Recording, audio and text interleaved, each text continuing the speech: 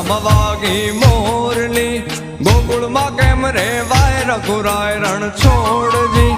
સોનાના હિંડોળે દ્વારકામાં દીવા બળે,